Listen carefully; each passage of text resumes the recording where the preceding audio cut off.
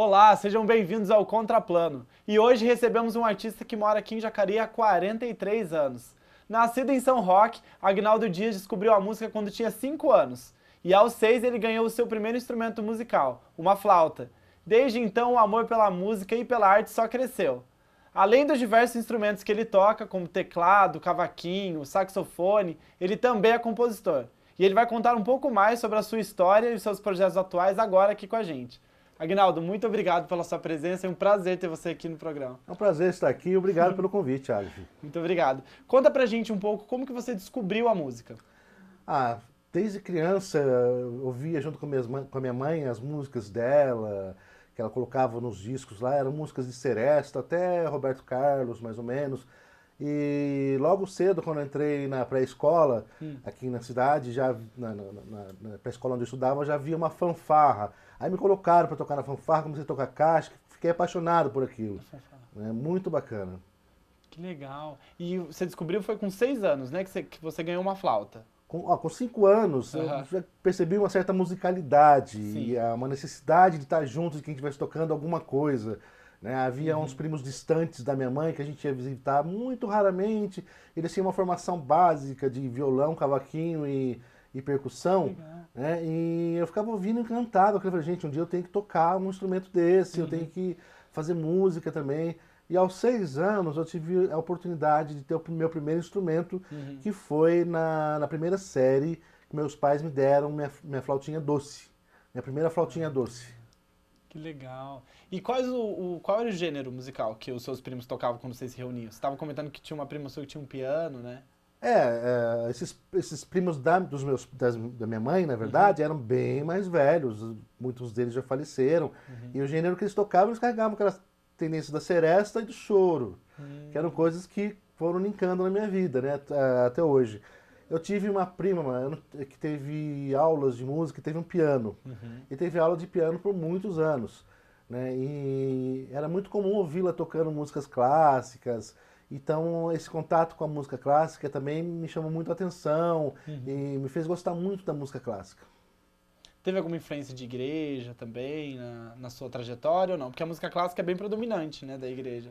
Olha, naquela época eu frequentava bastante a igreja, né? Eu sou católico, batizado católico, de uma família bastante doutrinadora. Pela minha mãe eu seria padre, eu acho, né? Coroinha eu já fui. Né?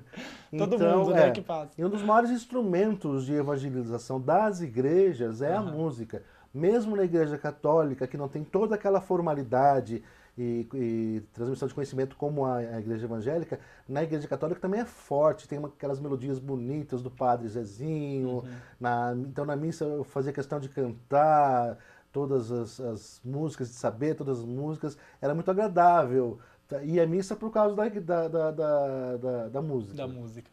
E com quantos anos você começou a estudar a música de fato? Olha, eu fui brincando com a música por muitos anos, né? Quando adolescente eu tinha lá meu grupinho de rock, tocávamos rock nacional, Legião Urbana, Capital Inicial, Paralamas do Sucesso, que se tocava muito na época. E eu vivia dependendo de revistinhas, tocava guitarra ou contrabaixo, mas vivia dependendo de revistinhas de música para fazer as posições e tudo mais, mas não tinha conhecimento musical. Não tinha estudado ainda a música em si. Não tinha estudado e não tinha conhecimento musical para fazer uma coisa tão bem feita.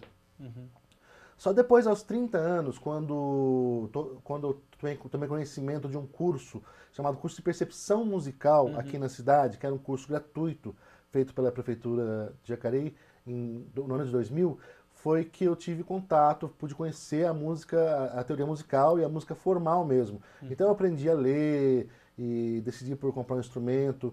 Meu primeiro e único professor foi o Moisés Silva, conhecido como Bolacha, um trompetista muito famoso da época, que foi trompetista da banda do Roberto Carlos, da banda da Globo, da Orquestra da Globo. Ele era referência aqui mesmo, de uma banda muito conhecida chamada Cry Babies aqui também na região. E aprendi a ler música com ele. Foi meu grande professor, o Moisés Silva, que infelizmente já faleceu. E como que foi essa experiência assim com ele? O primeiro professor, depois de tanto tempo que você já tocava, você teve a oportunidade de estudar a mesma técnica, ainda mais com um professor de peso assim desse. Como que foi a experiência depois dele? Então, depois dele, a diferença entre você ser alfabetizado e analfabeto é a mesma para música. sabe? De você não saber ler e saber ler. Antes de você, quando você toca, geralmente sem saber ler, você é um reprodutor. Você toca aquilo que você ouve, repete aquilo que você ouve. Sim. Quando você aprende leitura musical e teoria musical, você agrega conhecimento e consegue se desenvolver ainda mais. Então você alia o seu talento ou competência de ouvir e reproduzir, você alia também a teoria musical. Isso te possibilita ganhar grandes espaços na música, grandes conhecimentos. E quanto tempo você estudou? Você ficou com ele? O curso foi um curso de 1 ano, né? Foi um curso de 1 ano e foi o suficiente. Nossa, incrível 1 ano, né? É. Dá pra aprender muita coisa. Dá.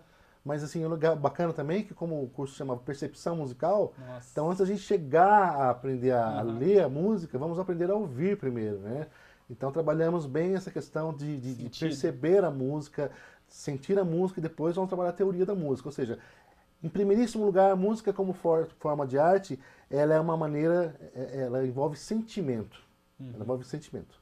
Né? E depois desse curso de leitura musical, aí eu decidi, não, agora está na hora de eu comprar um instrumento sério, né? Profissional, oficial. Não que o violão não o seja, né? Daí eu resolvi comprar a flauta, né? Não foi essa, a flauta foi uma outra flauta, já faz tempo que eu a comprei. E métodos de flauta. Métodos são livros que vão te ensinando a estudar, a tocar, a se desenvolver musicalmente. E esses livros todos, é lógico, os exercícios são em linguagem musical, né, de leitura musical. Então você tem que saber ler música para fazer aquilo. Após aquilo eu vim estudando sozinho, né, no autodidatismo e fui estudando outras coisas também, como arranjo, composição, enfim. Então estamos aí, estudando até hoje.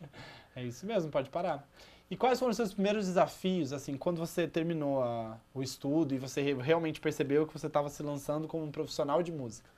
Me manter atualizado e em pleno desenvolvimento. Sim. E também você não consegue ser um músico sozinho, isolado, em casa, estudando as escalas, as notas de qualquer instrumento que seja. Você, como artista, você tem que se complementar no palco, se complementar no palco. Então, o músico precisa se associar a outros músicos de outros níveis, tá? De forma que ele vai se desenvolver socialmente, naquele grupo social, naquele meio social entre os outros músicos. Então é necessário ele ter uma banda, ele participar de uma orquestra, ele está se apresentando sempre, né, para ter feedback também sobre as suas competências, se ele está se desenvolvendo bem ou não, quais são seus pontos fracos, onde ele precisa melhorar e como trabalhar as suas competências. E as primeiras oportunidades, quando que surgiu, assim, depois que você terminou o seu curso? Olha, teve uma primeira oportunidade logo, como se fosse uma prova de formatura, quase uns 10 meses depois que eu me formei, que nós participamos de uma orquestra, formação de uma orquestra. Então, os alunos que tinham comprado o instrumento depois daquele curso e outros músicos que participavam de outros projetos na cidade, formaram uma orquestra e fizeram uma apresentação eclética de peças clássicas, mas também de populares, com arranjos adaptados. E aquilo foi assim, legal, você está preparado para saltar, esse é o primeiro salto de paraquedas, agora pega e vai. Pega e vai e se vira. E você vai ter que se virar mesmo, você faz muita coisa errada, passa nervoso, toca notas erradas, por mais que você estude, mas essa primeira experiência ela é fundamental para você se desenvolver musicalmente ao longo do tempo. Logo depois veio a Seresta, bem em seguida mesmo, por volta de 2003, 2004, né, eu fui nessa questão de ter que socializar e ter que tocar com e tocar para grupos, um amigo meu um amigo meu falou, olha, você precisa tocar com alguém e tal, então vou te apresentar um pessoal que é da Seresta e vai lá, toca com eles, quem sabe você se enturma e você fica participando da banda, né? Da banda da Seresta. Aí eu fui, acabei indo a partir de 2004 e me apaixonei muito pela Seresta. É um tipo de música, um estilo de música muito gostoso. Exatamente, isso que eu ia perguntar. O que é a Seresta? Explica um pouco pro pessoal de casa. A Seresta é um tipo de música que vem mais ou menos até a época da Bossa Nova. Ela a partir dos primeiros programas de rádio, primeiro formato de música de rádio e primeiro formato de música gravada no Brasil, sambas antigos, músicas românticas, e elas vêm até mais ou menos na época da Bossa Nova, né? Quando entra a Bossa Nova, está funcionando. Esse formato, essa maneira de fazer música, de seresta, ela nada mais é do que uma forma escolhida, bem melódica, bem doce, bem harmonizada, para você trabalhar temas como o amor, por exemplo, paixão, dores de cotovelo. Quando você quer voltar, né? Tem um problema no relacionamento, quer pedir desculpa. Justamente, né? Então os temas musicais não são tão diferentes como os temas musicais de hoje, de gêneros como funk, como música sertaneja. É sempre um relacionamento mal acabado, alguma coisa nesse sentido, assim. Mal resolvido, né?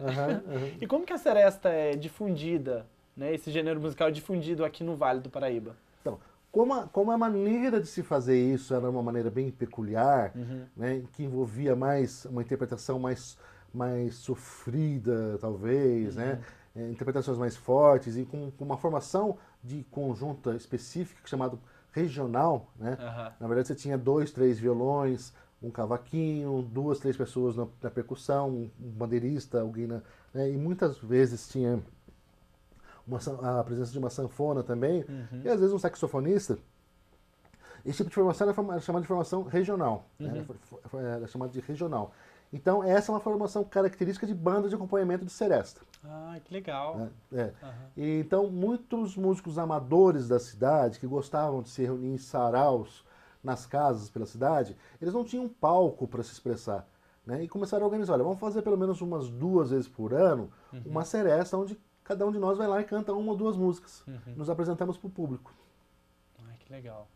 Bom, a gente vai falar um pouco agora sobre o José Maria de Abreu, né, que ele foi um violinista, trompetista, compositor muito famoso, né, na década de 30. Ele compôs a valsa, uma das valsas de maior sucesso da década, que é o Boa Noite Amor. E ele é nascido aqui em Jacareí. Inclusive, o nome da Fundação Cultural aqui da cidade é em homenagem a ele, né? Conta pra gente como que o José Maria de Abreu agregou na sua formação musical, que a gente estava conversando, que você fez um trabalho de pesquisa sobre ele, né? Bom, José Maria de Abreu. É um hábito que eu tenho desde quando eu comecei a tocar, de quando eu aprendo uma música, ou eu quero tirar uma música, ou sou apresentado a uma música, eu vou tentar estudar e pesquisar o contexto socioeconômico e histórico daquela música. Né?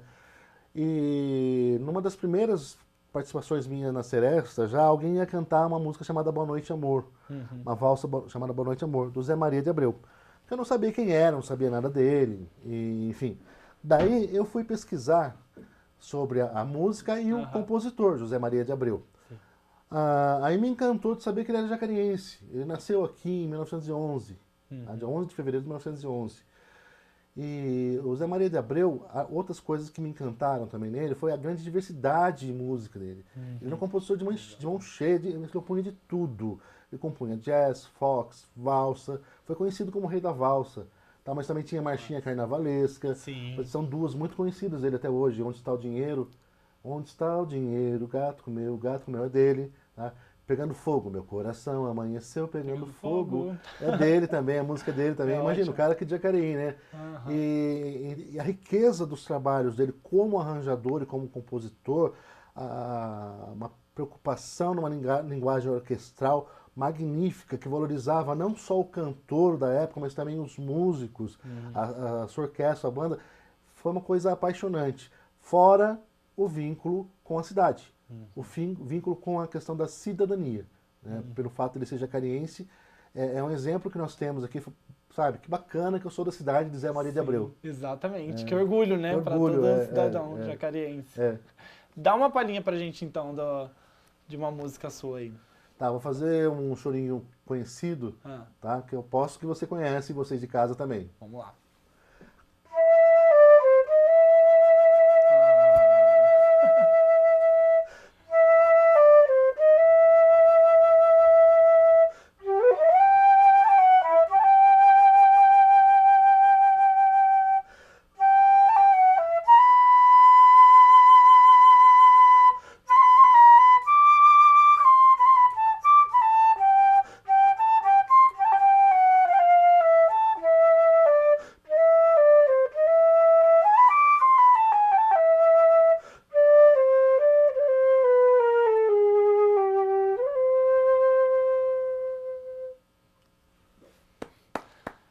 Tem nem o que falar, né, gente? Depois dessa canção, dessa música linda, a gente vai para um breve intervalo e no próximo bloco a gente vai voltar conversando um pouco mais sobre a vida artística do Aguinaldo e dos projetos atuais dele que envolvem o Chorinho. Fica aí com a gente.